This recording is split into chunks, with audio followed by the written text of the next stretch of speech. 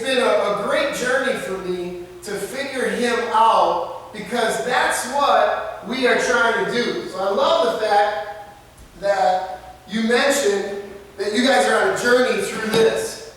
Because guess what? This is him. Everybody understands that? This is him.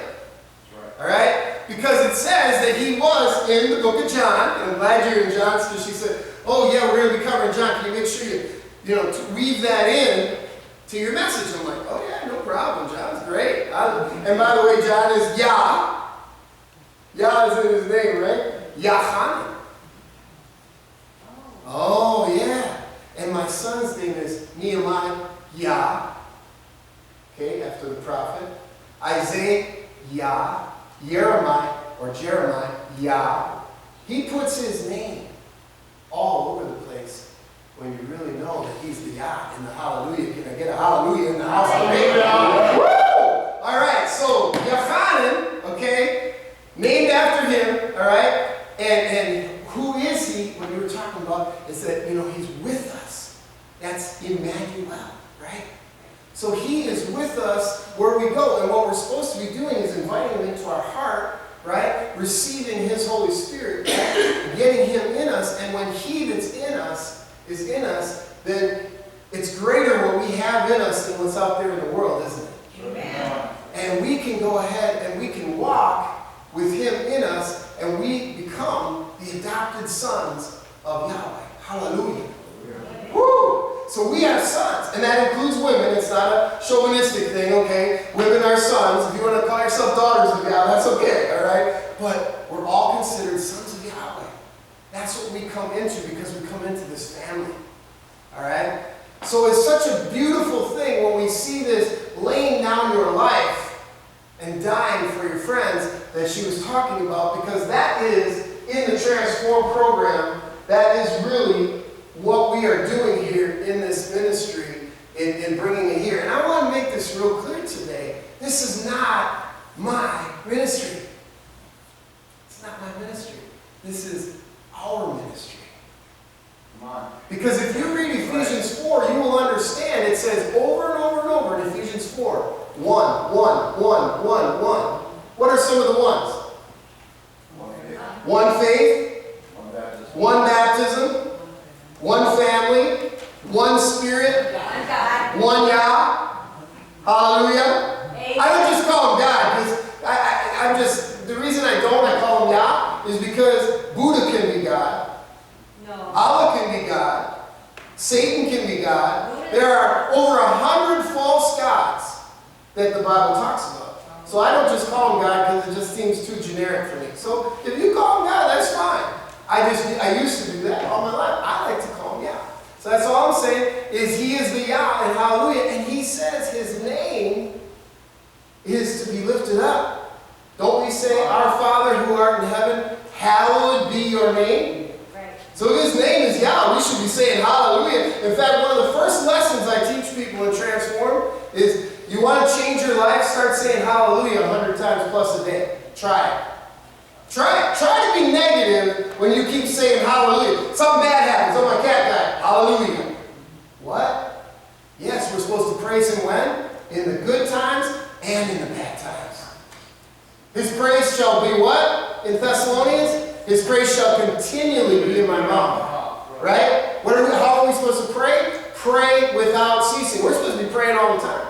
So these are the things that Transform zeroes in on. If you want to transform your life, if you want to become the new creation, it is a process of you understanding how to write this word on the tablets of your heart. You see, he says in Isaiah, he says, I think it's Isaiah 43, I'm going to do a new thing. Come on, somebody. I am going to do a new thing.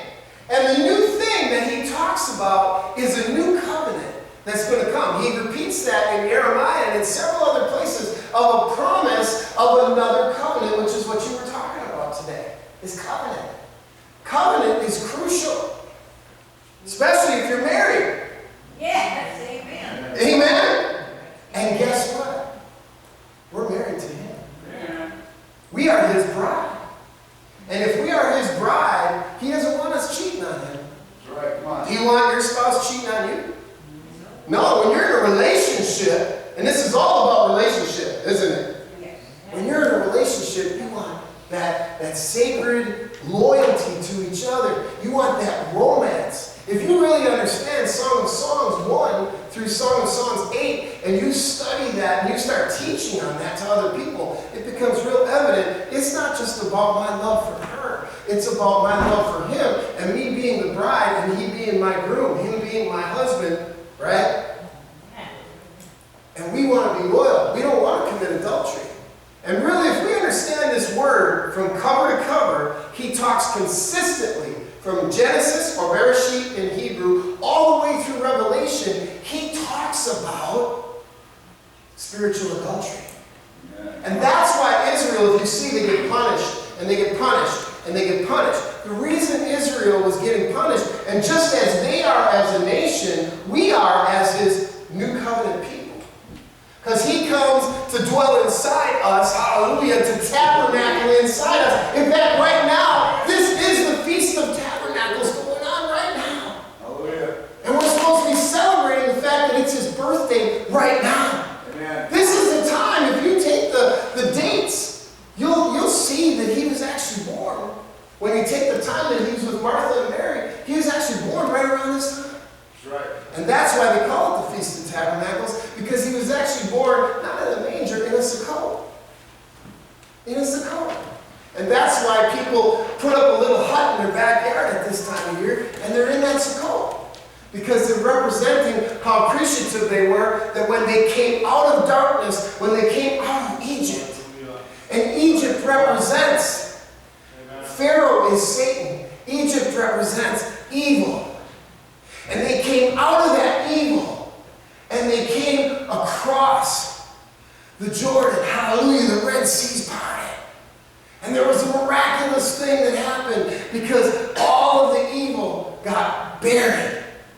And they got off into this wilderness, and it was only 7 days to get across that desert. But instead, because of stubbornness, because of pride, because of rebellion, because of all the evil that needed to be crucified, needed to be dead. We need to bury ourselves. That's what you were talking about. We got to bury self. It says that we are, in Galatians 5, it says we are to do what? Crucify our flesh. To where it's not even me anymore, but it's what? What he promises. All right? And when we get across that desert, and oh, hallelujah, I think when we read the prayer, when we read what they call the Lord's Prayer, I call it Yah's Prayer, when we read that prayer, and actually it's really not a prayer, it's an instruction on how to pray. What the beautiful thing that we see is he says that we are to live life how? On earth, as it is in heaven. So if we're not living as Yasum, and I use that word a lot, if we're not living as Yasum is what heaven is, man, we need to check ourselves and say, man, I need to transform, because this is supposed to be an exciting, amazing, incredible place. Oh, yeah. We shouldn't be like suffering and in sorrow the whole time that we're here on earth. Yeah, we're going to go through some stuff. We will go through trial and testing. We will go through temptation. But we are meant to overcome by faith. It is him that comes in us that gives us that faith. And our faith will become, if we ask for it to increase, and we pray, increase my faith, increase my faith. We will literally move mountains. Hallelujah. And right now, we've got a lost and dying world out there. We got a lot of broken people. And that's what I'm here to address today with Transform, is we go right to the heart of the streets and what is out there. And I love what Jennifer and all of y'all are doing here, in the fact that you're outreaching into the streets. And we're going to take a prayer walk. We're going to walk these streets after this service today. This is where I live. This is where I am. Because you know what? It's not even about a building. If we understand the new covenant, we become the building. Amen. He destroyed the temple. He built it up in us. Right. At the cross, at the olive tree. Amen?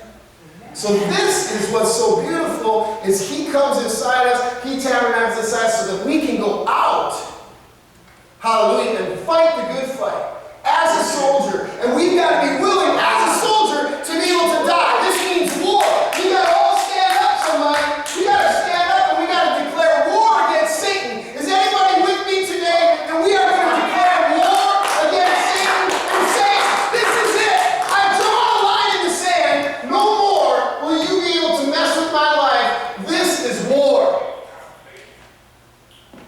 talking for a minute. And in that war, hallelujah, we need to know in advance, we have the victory. Amen. We have the victory.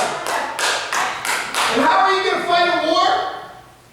You're going to need a sword. And Ephesians is going to tell you right out, this word, which she is helping you to get written on the tablets of your heart, as he gives you the new heart that Ezekiel prophesies, I will give you a new heart. So he's going to do a new thing. In Isaiah, Ezekiel, he says, I'm going to give you a new heart. All right, let's crank it up and let's just praise him today. Let's get our praise out. Hallelujah.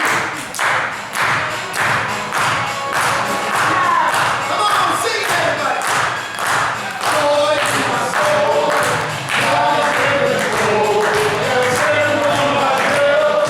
I'm singing all is well. He's laughing every day. But I'm watching while I pray. No matter the attack, I will get back.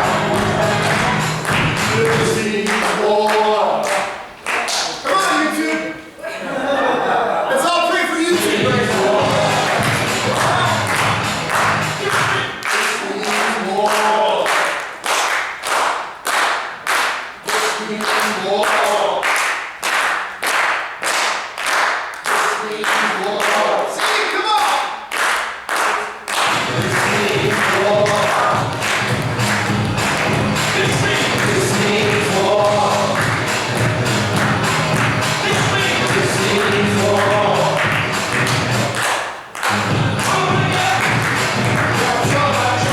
In my soul, God's in control. When I stand on my trail, and I sing all is well. He's attacking every day, but I'm watching while I pray. No matter the attack, I won't back. This means war. This means war. This means war.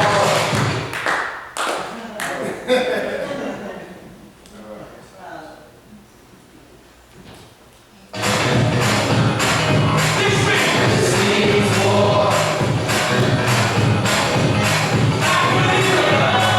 I plead the blood. I plead the blood. I plead the blood. Hallelujah. I plead the blood. I've been in the storm and the rain, but the blood stays the same. My war clothes are on. I plead the blood. I plead the blood. Going wrong, my war clothes are on. I might be in a daze, but you can't have my praise. No matter the attack, I won't turn back. This means war. This means war. This means war. This means war. That's right, you can dance, come on. You can have my family. You can have my increase. You can have my breakthrough. Sing it out. You can have my, you can have my, you can have my, you can have my. I plead the blood. Hallelujah. I plead the blood. I plead the blood. I plead the blood. This means war. This means war. This means war. This means war. Hallelujah. That's good. All right. Let's give yourselves a big round of applause. Let's give him a big round of applause. Hallelujah. Does everybody understand the praise principle that there is power? There is power. There is power in the praise. Yes, Lord. Man, I get so charged up and I'm ready to just kick the devil in the face. Not that she's a devil. Wow.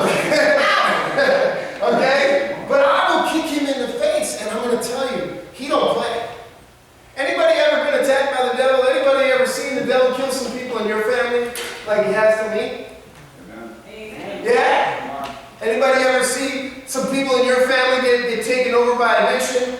Amen. Anybody see some people in your family commit some crimes and be a criminal? I was all of those things. I was arrested 17 times before I turned 18 years old. I bled to death at 18 years old. But that's not where the root was. That's not where it started. It started with a weird uncle that had no business touching me at 5 years old. And you know, when I speak, there's a lot of men in the room that have never told another man that that's happened to them. They've never confessed. They've been hiding the secret. In fact, I didn't talk about it until I was in my 30s. And it's hard because we go through pain, we feel violated. My wife's got an amazing testimony. She went through sexual abuse as a young person. There's a lot that's out there. So the roots of why I did the drugs. Well, we all do drugs, or we all have different things that we get caught up in for the same reason. Yes. Because of the roots. So we got to look at where the roots are. The Bible even talks about generational curse in there. If you've had incest in your family line, and you had a dad or a grandpa or somebody that was involved in incest, that is a generational curse that will come from the 4th generation grandfather down. So in Transform, we look at all of that. And you know what? People have a hard time talking about it, and we understand. That's why we come together in a very confidential, very, very closed environment where people can open up and they can share. And we had a guy just a couple weeks ago that opened up for the first time that he was violated as a little boy. And then another guy said, yeah, and I was involved in a bunch of abortions. I'm a killer. I'm a murderer. You know, and I had to come back then and say, you know what? I killed 5 babies myself. So I understand the guilt and the shame that Satan will try to hold us in hostage and bondage with, and we just sit and we're in torment. And we need a place to be able to go, to be able to open up and to be able to release that. Okay? And that's what Transform is coming alongside of you guys, to be your ministry, a ministry you can be involved with, a ministry that you can open up in, a ministry that you can be a leader in. If you're called forth as someone who's already overcome, who's already been in transformation because the Word is already in you, you can help others. Because now you become what? Hope. And that's what she was talking about. You become the hope to someone else. Because they look at a person like me and they say, man, how can that guy be so happy? I'm 51 years old. When I was 21 years old, I got off drugs. I just celebrated 30 years clean as of a couple months ago. Hallelujah. And I'm going to tell you that the 30 years is not so much the time as it is the quality of that time. We could put the cork in the bottle and still be a jerk. Right? We could throw away the bag of weed and still be a mean person and beat up our wives and do all kinds of weird things, right? Bad things.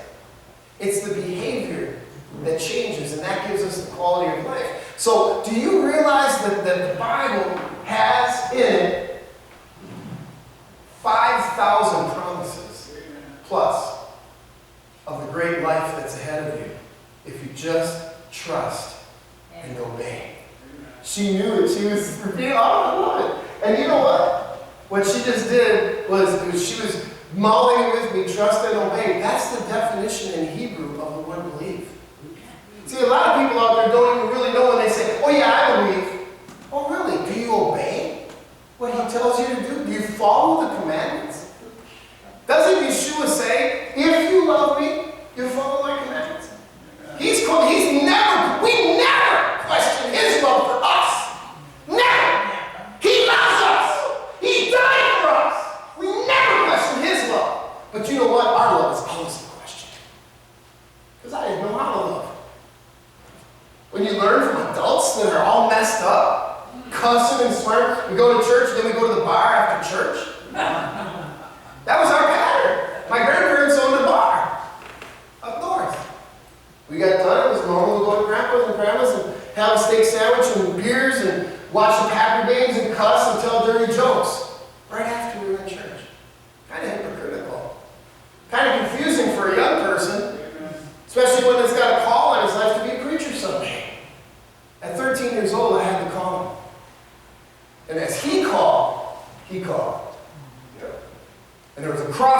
13 years old, and that's when my drug use started. I was actually standing up in a pulpit like this, doing the Christmas show because I was in my confirmation class. I was the head of my class because I knew the Bible so well as a kid.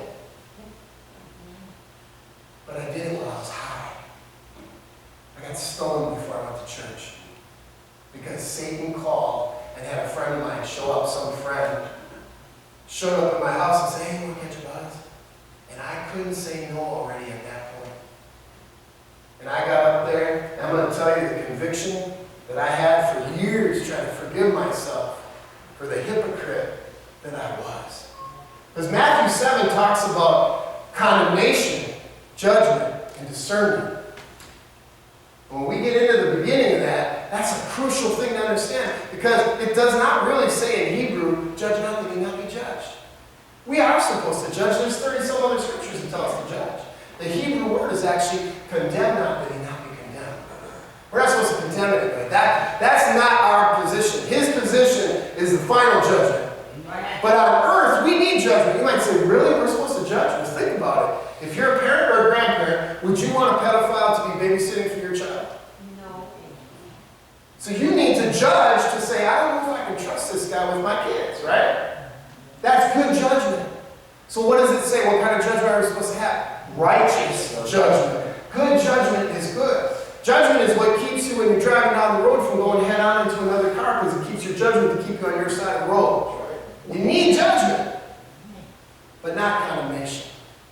So we need to have our hearts open to these streets and not look at, oh man, this guy did this or this guy did that. I'm going to tell you that my hardest time of doing transform, recovery, and deliverance was when Sandy and I opened up our home for the last 4 years, and we've had 5 to 12 homeless people that were with the court systems, with the judges or the probation and parole department, giving these people to us, putting them in our care for a 137-day program that we ran out of our house called Transform In.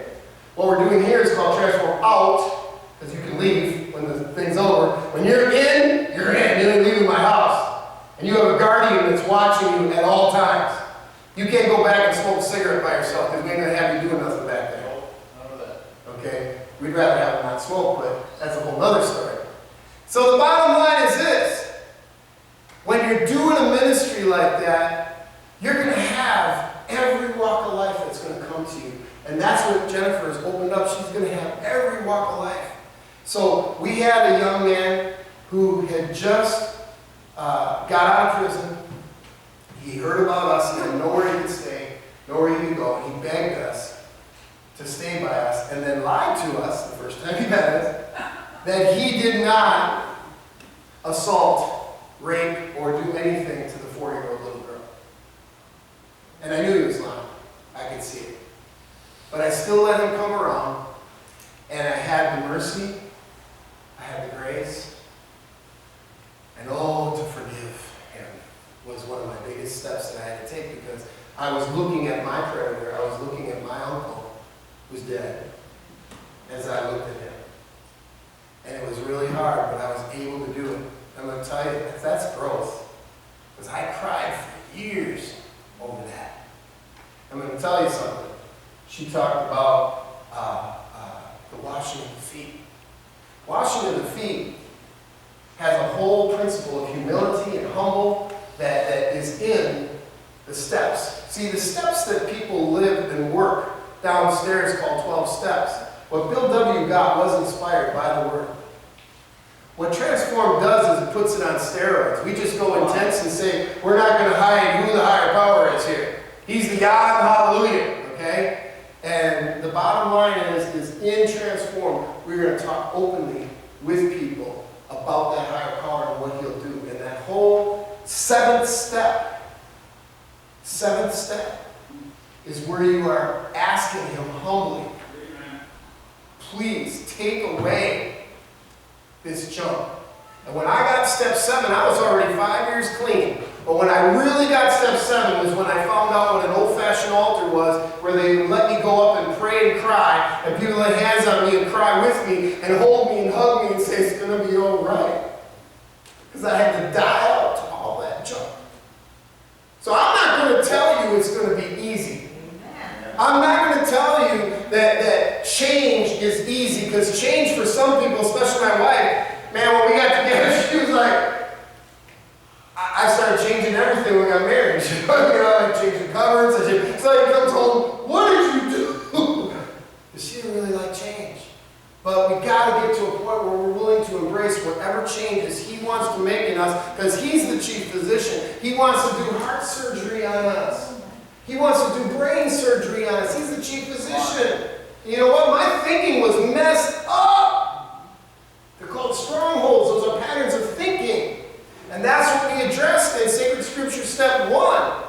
We address, in our Step 1, I'm just going to read that, and I'm going to have to wrap this up, is we admitted we were powerless over addictions, alcohol, drugs, defects, demons, flesh, idols, sins, and strongholds. We allow them to wreck our lives, steal our dreams, take our purpose, and make our lives unmanageable. We even built a wall of separation between our Creator and ourselves. We broke and even destroyed the intended intimate relationship. Come on. See, the relationship with Adam in the garden was one that was to be intimate. Yep. It was sin that separated the intimacy that every one of us is supposed to have with a Creator. And it's the blood of Yeshua that washes that sin out of the way. So there's no enmity. There's nothing standing in between us and Him anymore. We can come boldly unto the throne of grace, right to the mercy seat, as it is in the tabernacle, which is all a foreshadow for the way we're supposed to be able to see Him. And we can go to that mercy seat and we can ask Him, please, have mercy on my soul. I have been, notice I said been, I have been a sinner. Don't say I am a sinner. Don't keep sinning. Why? Because Yeshua said what? Go and sin no more. We got to stop sinning. And we got to believe that we can't stop sinning unless we get to the second step. But let me finish that one. It says, now having discovered our own destruction. This is still step 1. A little longer than the AA step 1, isn't it? All of these are, because the Holy Spirit gave this to me. This is not my program. This is Him. Now having discovered our own destruction through conviction of rock bottom realities, brokenness, emptiness, and darkness, we cry out and we see the light. We recognize and admit our desperate need for help. I'm going to tell you, for me, this is not a book. This is a real relationship with a very real Creator. A very real Messiah. And I hope that for you. I wish that for you. I pray that for you, to have that intimacy that I've found. Because it's for all of us. It's not just for me. He's crying out to you every day. There's blood in the streets right now. It's worse than it's ever been before. And that's exactly what He prophesied through His prophets that would happen. And we're there right now. This is the restoration of all things. That's why the Hebrew language is exploding right now. Come on. More people are taking Hebrew courses than ever in the history of man on the internet. She paid $2,000 for hers. She told me that, I almost fell over. I'm like, man, couldn't we find a cheaper course? Okay? But people are hungry. They want to know the truth. Because it's the truth that sets us free.